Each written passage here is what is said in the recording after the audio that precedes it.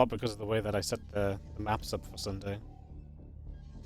What's up, Vizkachu? Hope I'm feeling better. Yeah, I'm feeling better. My throat still is a little bit off, but that's okay.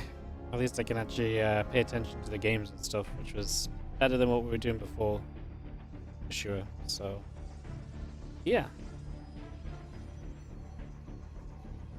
Progress, if nothing else. Progress. We're getting there. Getting there. We'll feel really good soon. When I'm back to full health, there's going to be no stopping me. You guys are going to see so much StarCraft. You're going to be like, what? I didn't even know this was possible to have so much StarCraft. It's going to be like that. It's going to be fun. We're already doing quite a bit of StarCraft. This month's going to be fun in general, guys. So this week, obviously, TLMC all week. Next week, we'll probably just have like a couple of qualifier things. And then the 2 weeks afterwards, we're going to have a combination of WardiTV March and the WardiTV Boomer Bash. The Boomer Bash is what seems like it's going to be a $3,000 tournament for the Boomers of StarCraft. So I think the age limit we're setting is going to be 28 or 29 plus. Again, it's none of these Clems and MaxPaxes of the world. They win money, day in and day out. So we're going to actually get in here and,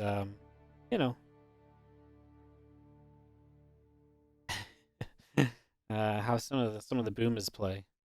To see what they can give us. Give them a chance to win some tournaments. Heroes like easy. Yeah, it's definitely a very hero-favored tournament, that's for sure. But, yeah, I think it'll be fun. It'll be fun. Bring back DRG. Yeah, that would also be very cool.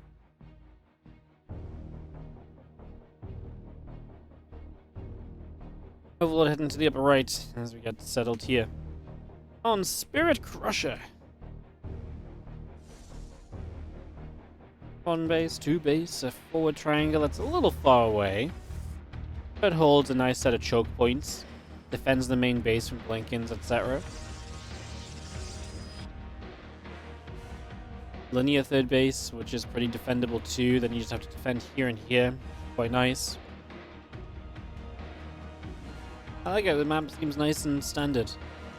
There's not too much to kind of scream and shout about, which is okay. It's alright just to have some standard maps, It's okay, it's allowed. Alright, be okay. We don't have to have every map be super full of rocks and so on. 28's a weird cutoff point. Yeah.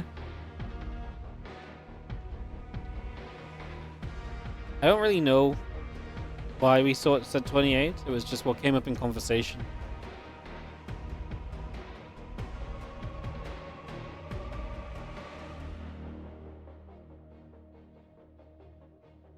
It's not official yet. I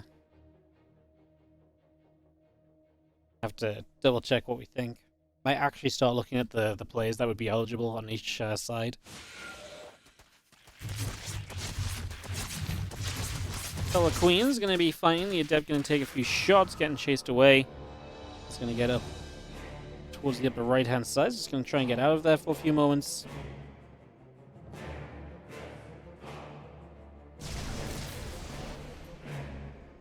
And the Void Ray showing up, going to be moving down the Nexus. Will start up as well. Steps out, just going to be seeing that Overlord already taking some damage, taking some shots.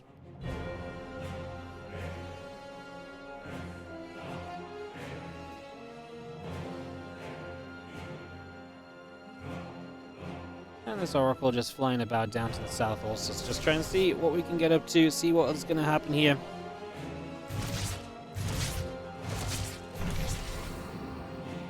Oracle drops a nice little revelation as we fly on through.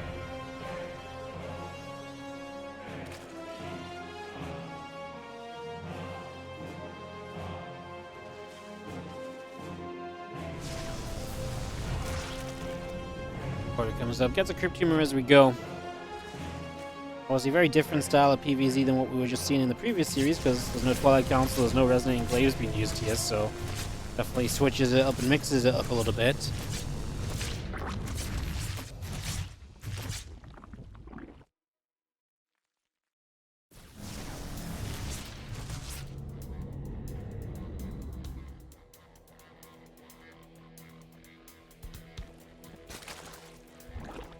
A little bit of harass results in a couple of drones, nothing too major here. Fairly playable position, I would say, for Rogue so far.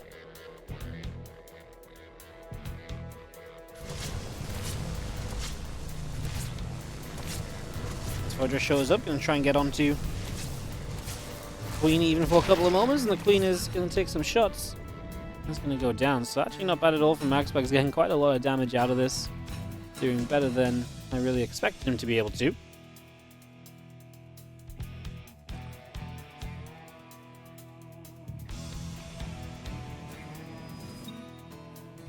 Let's continue up through the center of the map.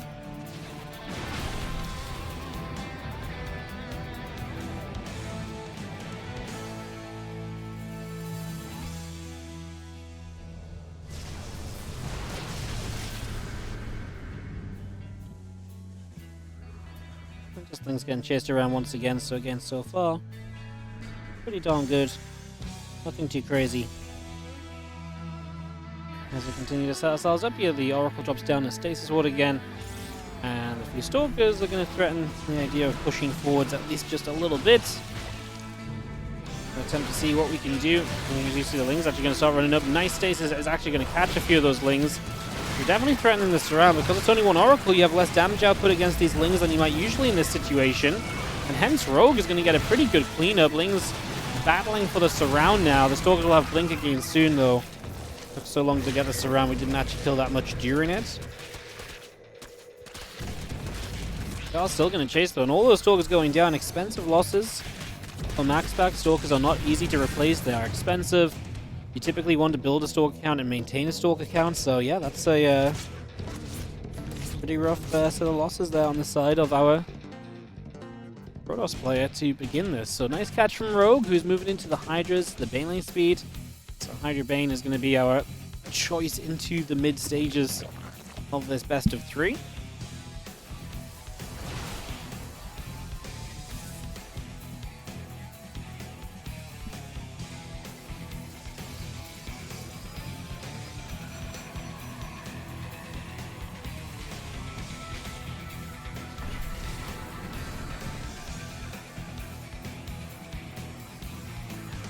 These Zerglings just moving across, seeing what they can maybe find or do here initially.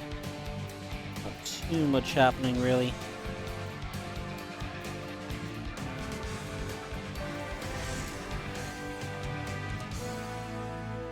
I chilled out for the moment. Our Ling's just going to retreat back across to the other side, so they're going to go straight back over there. And the Storm coming up from MaxPax, who says, yes, I'm going to get an answer to this aggression that you are applying. Storm obviously extremely good in a lot of these circumstances. Should be able to get a lot done. As you do have a Hydras and Howling, it's going to knock through. Place a set of rocks, taking that down. Nicely done. So go. Continue on to those rocks. A few more Banes coming up.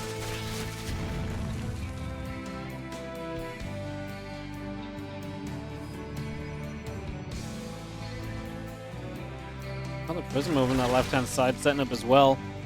Wondering if it can maybe get involved in the next few moments here.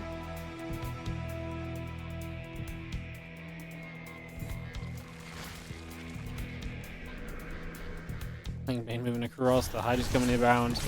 Clouds around the back, going to get rid of the Spine Crawlers, just going to take that out as well.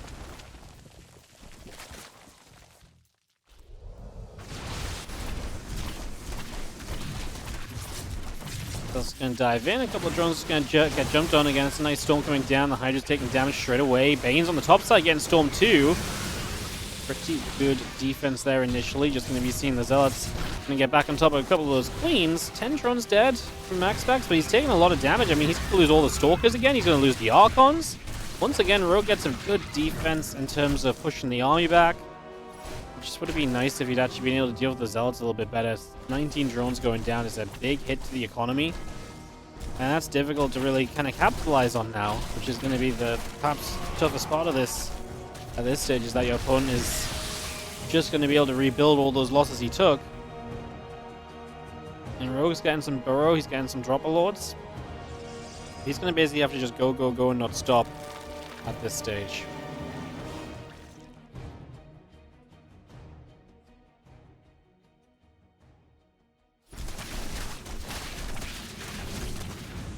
Feelings getting the catch.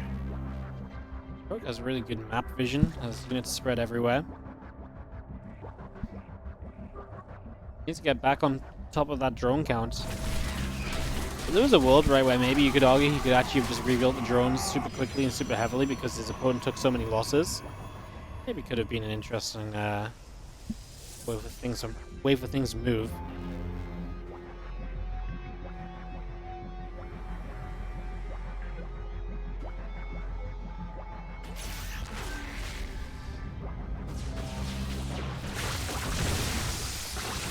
Bane's being handled well as we do not let these drop lords do too much.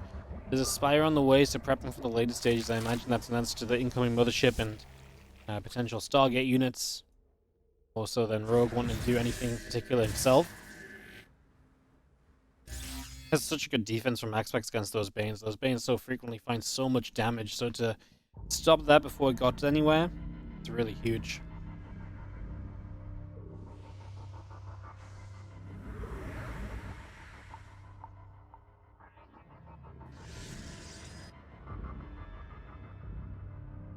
Just moving down. Overseer setting up. The Bane's trying to crash into the cannons here. Not quite able to do much once again.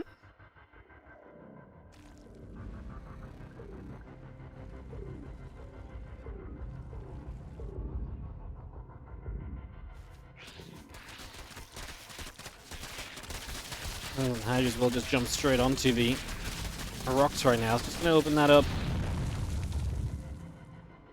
Open up some space in the center of the map currently.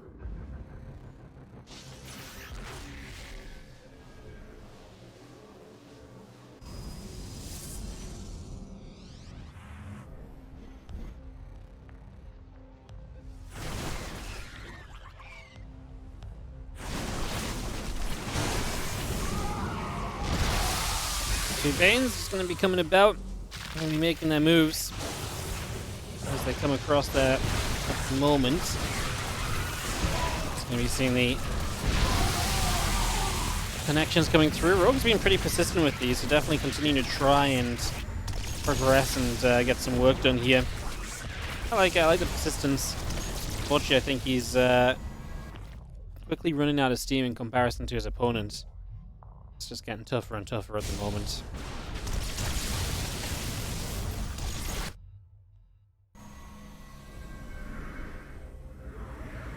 Templars, the Mothership, Tempest. It's going to move through, heading down to the bottom side.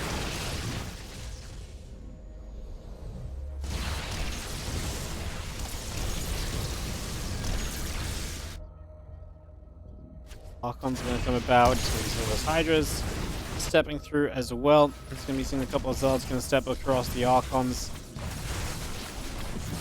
Also coming by.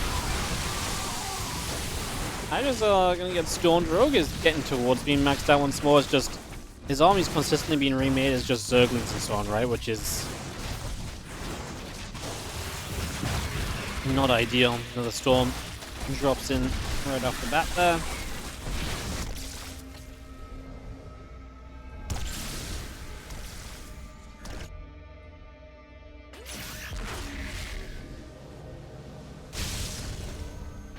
Just look at this Protoss army. It's definitely scary, and MaxPax always gets comfortable in situations like this as we do start to fire onto that hatchery from afar. Protoss is taking some shots. Here we go. Hydra Bane. Starting to come through. A couple storms already dropping down. Bane's connecting right into the center of that army. This does look as though we are going to have ourselves an attack from Rogue, which is fairly successful, but it's just never going to be enough. And hence MaxPax is going to push on through and take a 1-0 lead in this best of 3. Just like that, pretty much.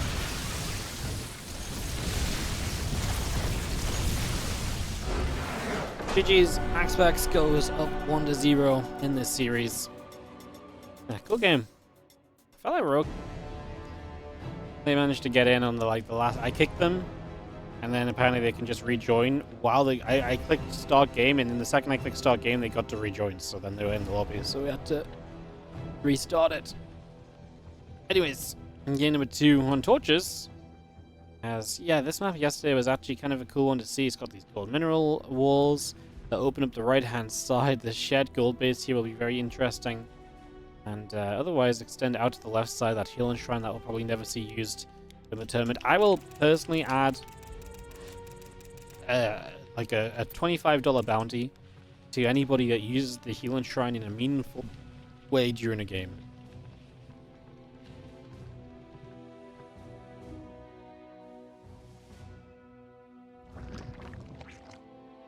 I'll never forget the TLMC that had a whole section designed around healing shrines. And I literally told the players repeatedly, please use the healing shrines. Hey, that's a healing shrine. And the entire week, nobody used a healing shrine. They didn't even walk into it accidentally. We nearly got someone accidentally healed their units, and they missed it by like a bit. Yeah. Ay, ay, ay.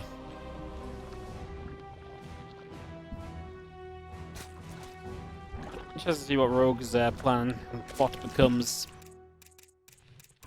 going into game 2. I was already on Indy's camera, wasn't I? I'm so silly. Yeah, but see what Rogue wants to mix up here this second game. Because I do expect MaxPax just to play kind of Stargate again. That shouldn't be too surprising.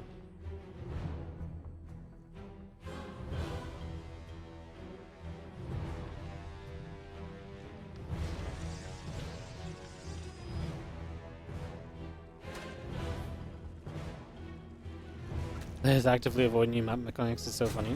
I don't even know if they actively avoided it. It's just the healing shrines are mostly in weird, out-of-the-way positions, and StarCraft 2 is a very difficult game to adjust in, right? And so, if you're very used to holding the middle of the map, sending units to the bottom left of the map to heal is just not something that's easy to incorporate into your play out of nowhere, right? So, yeah.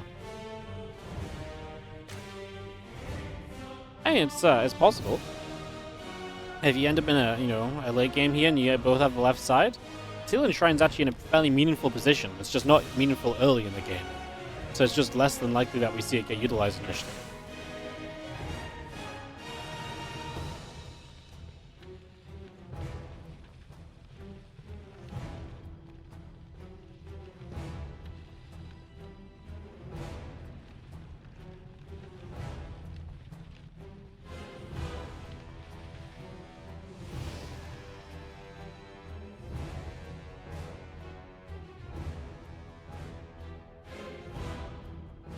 Yeah. No, it makes sense, like, be conservative with them at first as well. Like, new mechanics are always going to be weird in a game that's as well established as StarCraft 2.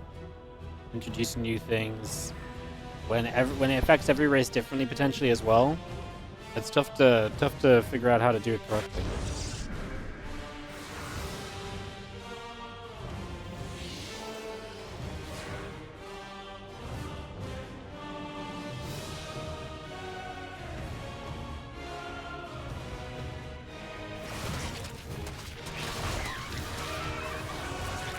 And a couple of Adept, the lanes get blasted back without too much issue right there. So it's going to be a fairly easy defense initially. Chasing that away.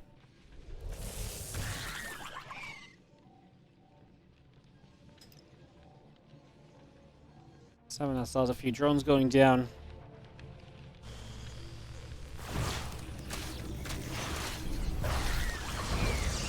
And so continue to get set up.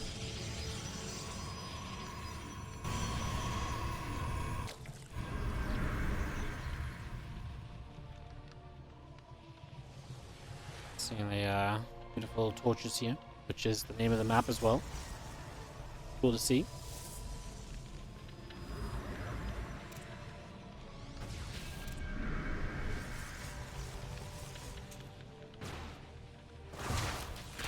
Billing's going to try and get a catch on the Adept, and the first Adept going to take some damage, already getting pushed back. We are going to be seeing the Adepts in general microing decently, and they will survive. A bit of micro from MaxPax. Just little things, but obviously little things do add up in a pretty substantial fashion a lot of the time as well.